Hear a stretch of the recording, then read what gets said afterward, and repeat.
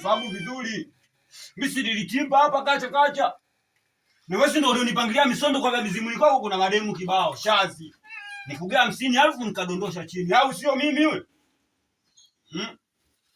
Alafu leo wewe unaniambia unaingia na banke, wewe unaingia na viatu, mbona unaingia na msuba?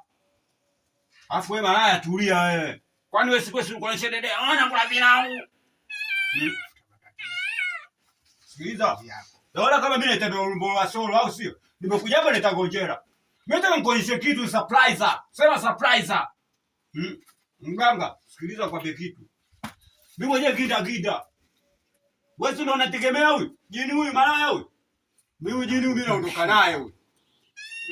Niachie bali yeye atakufua. Huyo kitu wangu ninategemea na taela tumeona hapo. John.